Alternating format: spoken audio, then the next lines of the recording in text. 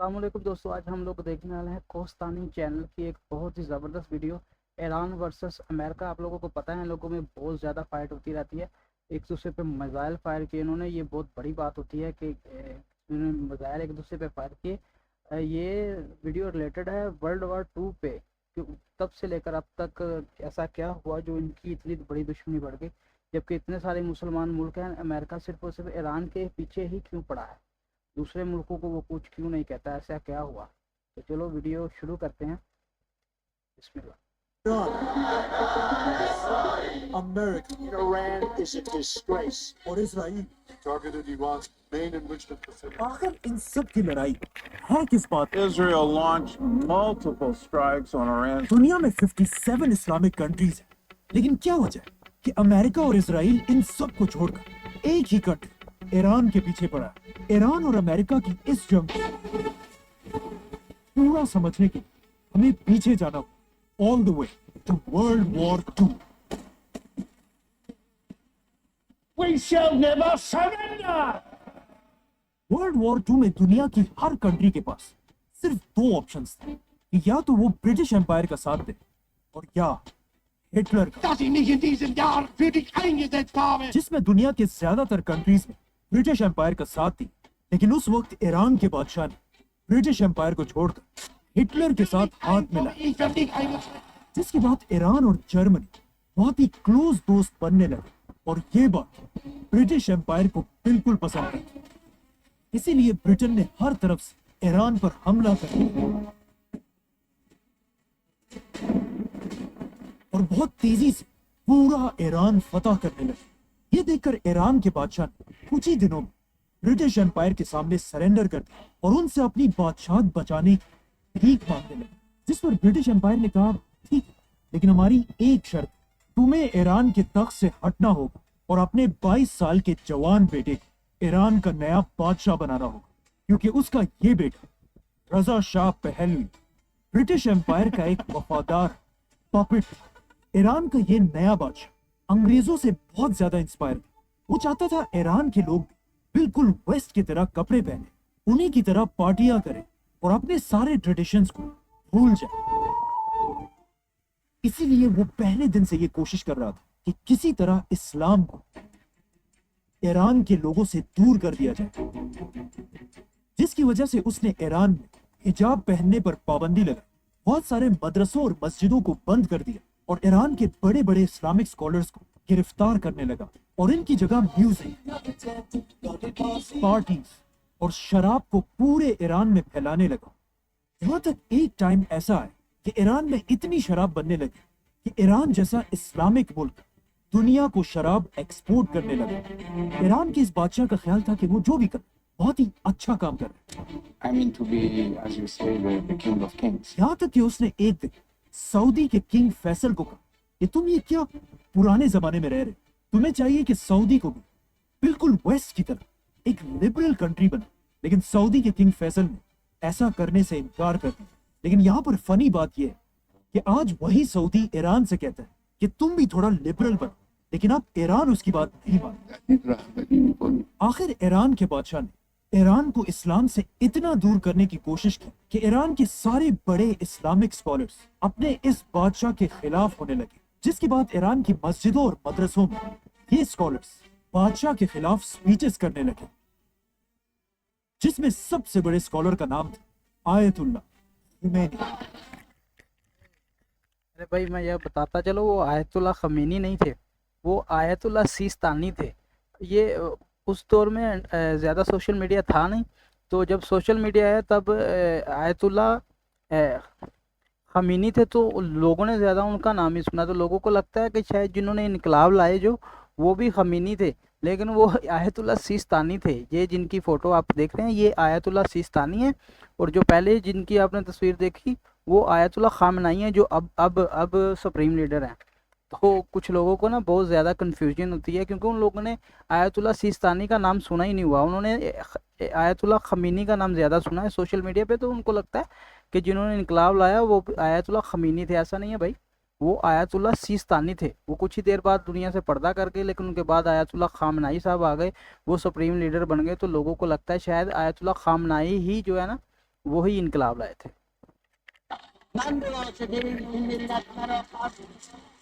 Khomeini اور اس کے followers Iran کی عوام کو بادشاہ کے خلاف بغاوت کے لیے بھڑکانے لگے. Khomeini, they cried, we're waiting for you. آخر خمینی کی طاقت ایران میں اتنی بڑھ گئی کہ ایران کے بادشاہ نے اسے گرفتار کر کے ایران سے ہمیشہ کے لیے باہر نکال دیا، جس کے بعد امام خمینی ایران کو چھوڑ کر عراق میں رہنے لگے، جہاں ایک ینگ لیڈر اس کی ہر حرکت کو بہت غور سے نوٹ کر رہا تھا، صدام حسین. آہستہ آہستہ صدام حسین خمینی کی طاقت کو دیکھ کر اس سے ڈرنے لگا، یہاں تک کہ ایک دن اس نے ایران کے بادشاہ سے کہا کہ اگر آپ چاہتے ہیں تو میں خمینی کو سائڈ پہ کر کے اسے گولی مار دیتا ہوں، جو صدام کے لیے بہت ہی عام بات تھی اور اسے ہم پورا ایکسپلین کر چکے. لیکن ایران کے بادشاہ نے کہا کہ نہیں، اسے مارنے کی کوئی ضرورت نہیں، یہ بڈھا خمینی میرا کچھ بھی نہیں بگاڑ سکتا. امام خمینی عراق میں بیٹھ کر اپنی سپیچز کو کیسٹس میں ریکارڈ کرنے لگا، جنہیں پھر بہت سیکرٹلی اسمگل کر کے پورے ایران میں پھیلا دیا جاتا تھا. اور خمینی کی باتیں سن کر لوگ اتنا انسپائر ہوتے تھے کہ وہ آہستہ آہستہ ایران کے بادشاہ سے زیادہ امام خمینی کو اپنا لیڈر ماننے لگے. لیکن پھر بھی ایران کے بادشاہ کو ہٹانا کوئی آسان کام نہیں تھا، کیونکہ اس کے پاس ایک بہت ہی خطرناک فوج اور سپر پاور امریکہ کا فل سپورٹ حاصل تھا. America gave us generous and valuable financial and military assistance. اور وہ مسلمان دنیا میں امریکہ کا فیورٹ پپٹ تھا. لیکن یہاں جب ایران کا بادشاہ اپنی طاقت کی پیک پر تھا، اس نے اپنی زندگی کی سب سے بڑی غلطی کی، دا فلیمز آف پرشیا.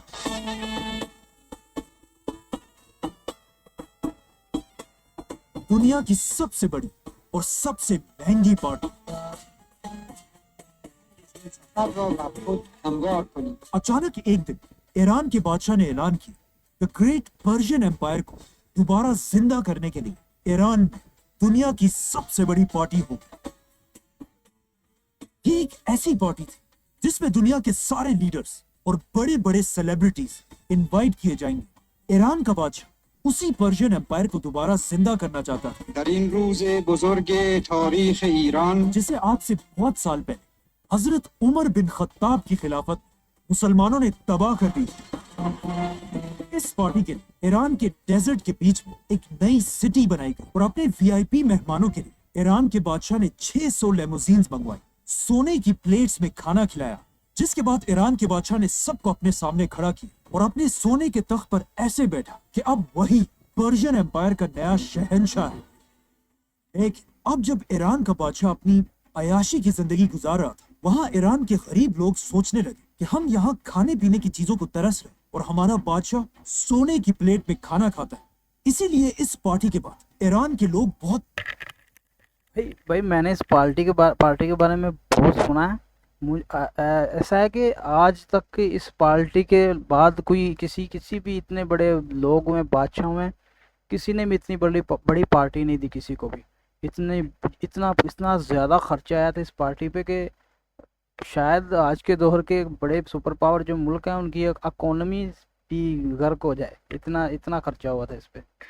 تیزی سے امام خمینی کی سوچ کی طرف بڑھنے لگے اور خمینی نے بھی اپنی کیسٹس میں اعلان کیا شنیدن مطالب حق کہ ایران کا بادشاہ آج کے دور کا یزید ہے. آہستہ آہستہ خمینی ایران میں اتنا طاقتور ہوا کہ ایران کے بادشاہ کو سمجھ آ گئی کہ اب اسے صرف ایک ہی طاقت خمینی سے بچا سکتی ہے، سپر پاور امریکہ.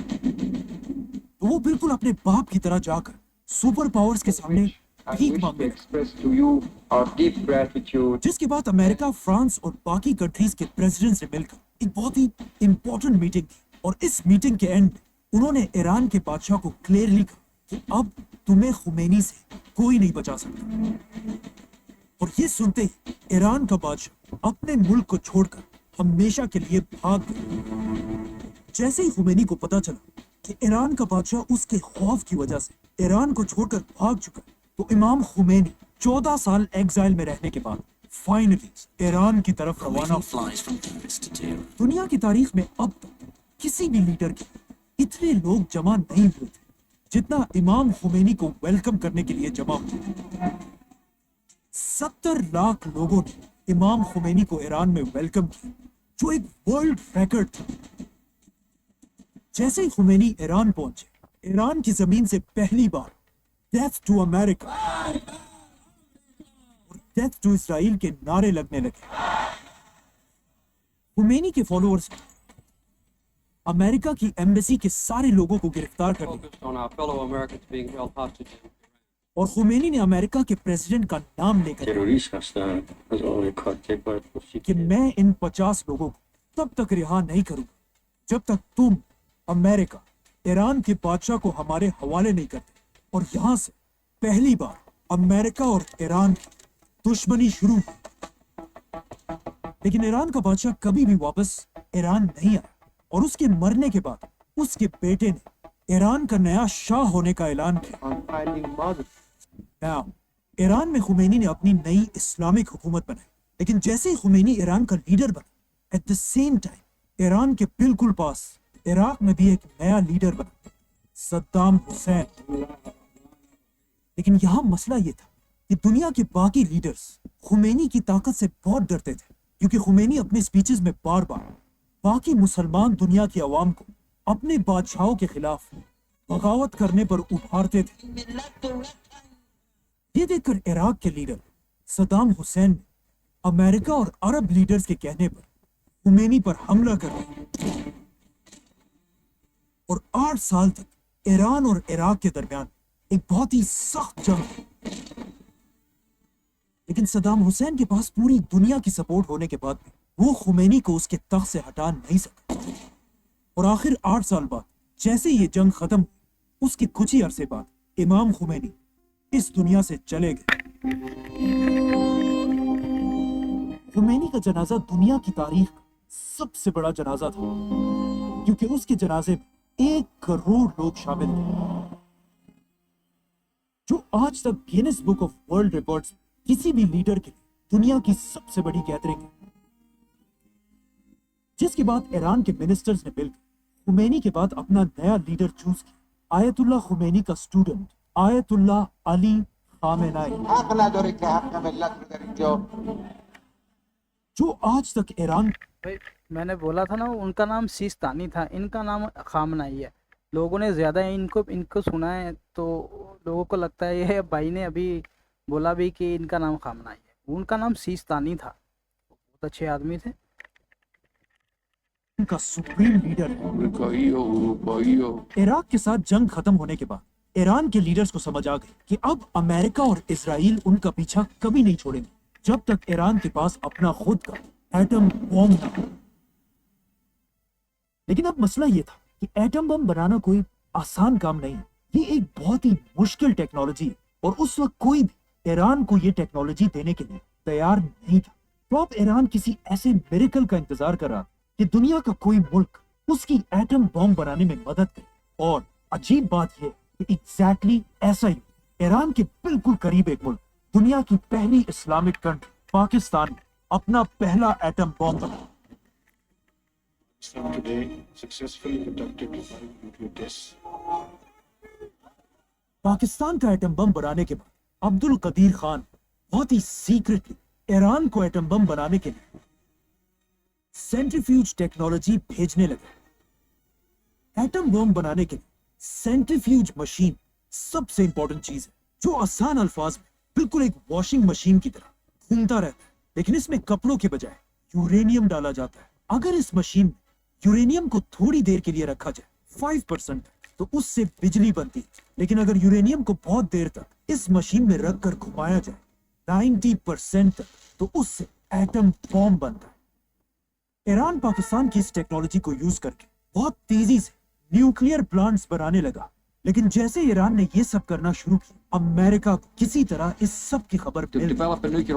اب پاکستان کا ایٹم بم تو امریکہ کو پھر بھی کسی حد تک قبول تھا، کیونکہ پاکستان امریکہ کا بہت ہی وفادار ملک، Beggars can't be choosers. ہمیں اپنی قوم کا پیٹ پالنا ہے۔ اور پاکستان چاہے جو بھی ہو جائے امریکہ کے خلاف کبھی نہیں جائے، Especially the government of Pakistan. کیونکہ پاکستان اور امریکہ بہت ہی پرانے دوست ہیں۔ Honored to be with my friend. لیکن ایران پاکستان سے بالکل اپوزٹ، بار بار امریکہ کی آنکھوں میں آنکھیں ڈال کر اسے دھمکیاں دیتا تھا۔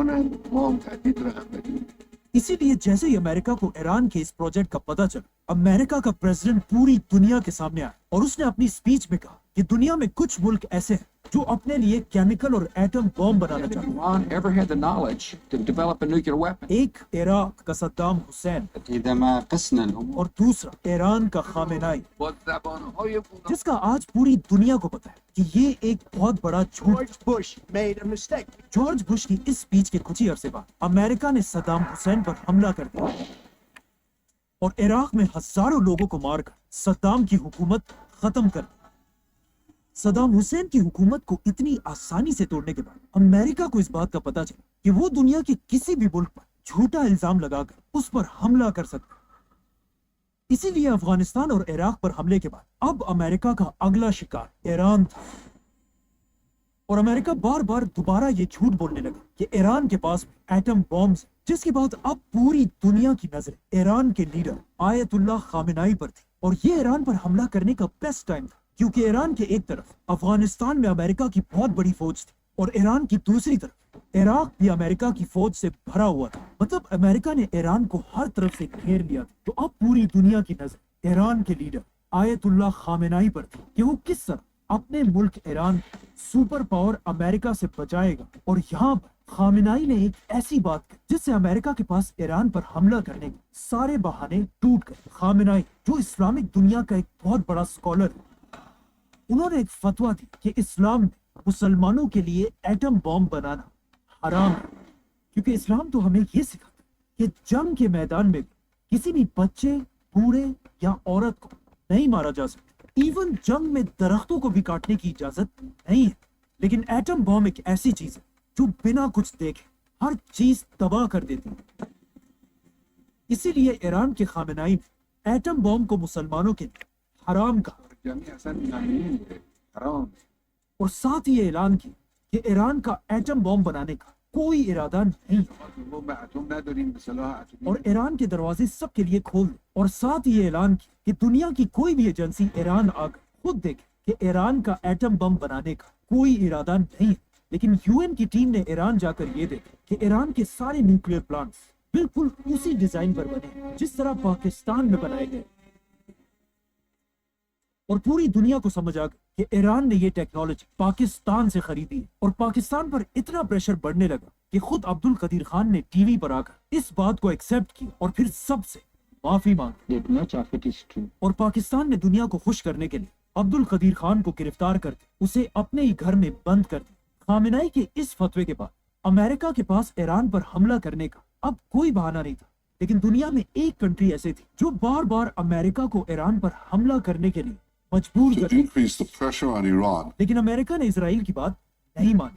लेकिन आहिस्ता आहिस्ता हालात बदलने लगे। ईरान की एक बहुत ही इंपॉर्टेंट आदमी ने फ्रांस में बैठकर एक बहुत ही अजीब बात लिखी कि आयतुल्लाह खामेनाई का एटम बॉम्ब को हराम कहने का फतवा एक झूठा फतवा है और वो इस्लाम की एक कॉन्सेप्ट तकिया के पीछे छुप रहा है।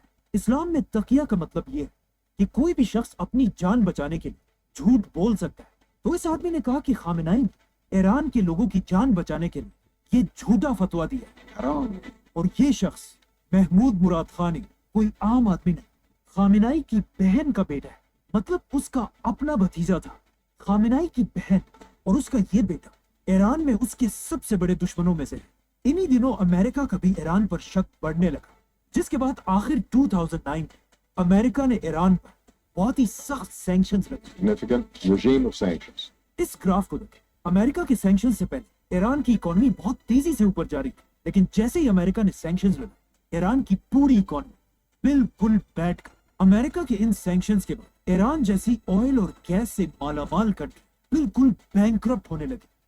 अमेरिका की मर्जी के बगैर ईरान अपना गैस पूरी दुनिया में किसी को नहीं बेच सकता। इवन अपने करीबी मुल्क पाकिस्तान से डील के बाद पाकिस्तान ईरान से गैस नहीं खरीदता और ईरान की सस्ती गैस छोड़कर दूर कतर से LNG मंगवाता है। ये ऐसा ही कि कोई किसी बड़े चौधरी के डर से अपने घर के पास वाली दुकान की चीजों को छोड़कर रोज दूर जाकर महंगी चीजें खरीदता हो। सिर्फ 3 बड़ी कंट्रीज दुनिया में ऐसी जो ईरान के साथ आज भी बिजनेस करती, चाइना, रशिया और इंडिया। आखिर अमेरिका के इन सैंक्शंस की वजह से ईरान के हालात इतने खराब कि ईरान की गवर्नमेंट अमेरिका से डील करने के तैयार हो। اور آخر امریکہ کے پریزیڈنٹ براک اوباما کے ساتھ ایران نے nuclear deal A historic understanding with Iran. کہ ایران ایٹم بم نہیں بنائے جس کے بدلے میں امریکہ ایران سے سارے سینکشنز ہٹا دے Framework would cut off every pathway that اور Iran ایران کی اکانومی دوبارہ سٹرونگ ہو جائے گی، جو دونوں ملکوں کے لیے ایک بہت بڑی کامیابی تھی۔ لیکن پہلے دن سے امریکہ میں ایک شخص ایسا تھا جو اس ڈیل کے سخت خلاف تھا، Donald Trump. I have really nothing better to do. اور ڈونلڈ ٹرمپ اس ڈیل کے اس لیے خلاف تھا کیونکہ امریکہ میں یہودیوں کا ایک بہت بڑا نیٹ ورک جن کی سپورٹ کے بغیر امریکہ میں کوئی کچھ بھی نہیں کر سکتا، اسی لیے اپنے پہلے الیکشن جیتنے کے کچھ ہی عرصے بعد Constitution of the United States. Donald Trump نے ایران سے کی ہوئی ڈیل ختم کر دی۔ United States will withdraw from the Iran nuclear deal. اور ایک بار پھر ایران کی اکانومی کمزور کرنے کے لیے ایران پر سخت سینکشنز لگائے These are the highest sanctions ever imposed on a country. جس سے ایران کی اکانومی ایک بار پھر تیزی سے گرنے لگی۔ لیکن آف کورس ایران بھی ایران، وہ باقی مسلم دنیا کی طرح ڈر کر خاموش رہنے والا نہیں تھا۔ جیسے ہی ٹرمپ نے ایران پر پابندیاں لگا، ایران نے اپنا نیوکلیئر پروگرام دوبارہ شروع کیا۔ لیکن دوسری طرف ڈونلڈ ٹرمپ کو بھی سب جانتے کہ وہ دنیا میں اپنے علاوہ کسی کی بھی بدماشی برداشت نہیں کرتا۔ Bloody rampage is now. جب ایران نے امریکہ کی آنکھوں میں آنکھیں ڈالی، ڈونلڈ ٹرمپ نے انہیں سبق سکھانے کے لیے اچانک ایک میزائل حملے سے ایران کے آرمی چیف قاسم سلیمانی کو اڑا دیا۔ Qasem Soleimani has been killed. یہ ایران اور اس کے عوام کے لیے بہت ہی بے عزتی کی بات ہے کہ کوئی اتنی آسانی سے پوری دنیا کے سامنے ان کے آرمی چیف کو مار دے، جس سے آہستہ آہستہ ایران میں امریکہ کے خلاف غصہ بڑھنے لگا۔ اور جیسے ہی سلیمانی کی موت کے بعد ایران میں نئے الیکشنز، ایران کے اگلے الیکشنز، ایک نیا پریزیڈنٹ آیا، ابراہیم رئیسی، جو ایران کا بہت ہی سخت پریزیڈنٹ اور کسی حال میں بھی امریکہ اور اسرائیل کے سامنے جھکنے کے لیے تیار نہیں تھا۔ ابراہیم رئیسی کے پریزیڈنٹ بنتے ہی ایران کا نیوکلیئر پروگرام دوبارہ بڑھنے لگا اور اس کے ساتھ صدر بنتے ہی سب کو یہ بات کلیئرلی سمجھا دی کہ ایران اب امریکہ سے کوئی ڈیل نہیں کرے، اور اس کے ساتھ انہوں نے اسرائیل کے خلاف لڑنے والے سارے گروپس کو فنڈنگ اور ویپنز بھیجنا شروع کیے، اور انہی کے دور میں اسرائیل اور غزہ کی وار شروع ہوئی۔ لیکن ہم سب کو پتہ ہے، جب کوئی بھی لیڈر امریکہ اور اسرائیل کے خلاف اتنا اوپنلی بولتا ہے تو اس کے ساتھ کیا ہوتا President Raisi died when the helicopter crashed ہے۔ on. رئیسی کے جانے کے بعد آج سے 1 سال پہلے ایران میں دوبارہ الیکشنز ہوئے، جس میں ایران کی عوام نے ابراہیم رئیسی سے بالکل اپوزٹ لیڈر چوز کیا، جو ایک بہت ہی سافٹ اور کام انسان جس نے پریزیڈنٹ بنتے ہی سب سے پہلے اعلان کیا کہ ہم آج بھی آیت اللہ خامنائی کے اسی فتوے کے ساتھ مضبوطی سے کھڑے ہیں،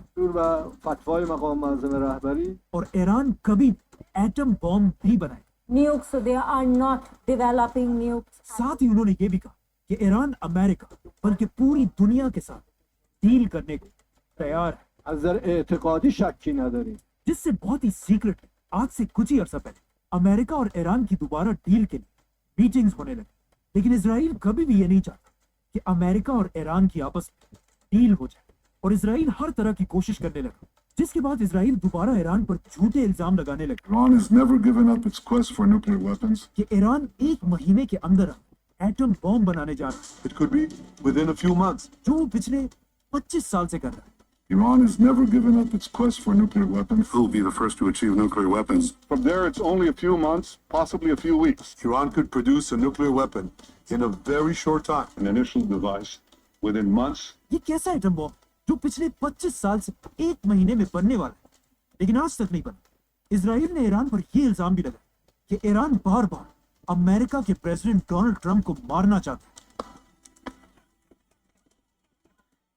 اسی لیے آج اسرائیل ایران پر حملہ کر کے ایران کے ہر اس شخص کو چن چن کر مار رہا ہے Supreme leader has died after being. جو امریکہ کے ساتھ ڈیل کرنا چاہتے ہیں، اور ان حملوں سے اسرائیل یہی کوشش کر کہ کسی طرح ایران غصے میں آ کر کوئی ایسا غلط قدم اٹھائے جس سے سپر پاور امریکہ ایران پر حملہ کر دے، اور آج سے بہت سال پہلے بننے والی آیت اللہ خمینی کی حکومت ٹوٹ جائے۔ سبسکرائب۔ ارے بھائی صاحب ویڈیو بہت لمبی ہو گئی بھائی۔ میں امید کرتا ہوں بھائی آپ لوگوں کو ویڈیو پسند آئی ہوگی، اور میں انشاءاللہ ایسی اور ویڈیو لے کر آئیں گے۔ آپ لوگوں کو اگر ویڈیو اچھی لگے تو چینل کو سبسکرائب کریں، لائک ضرور کریں۔ اللہ حافظ۔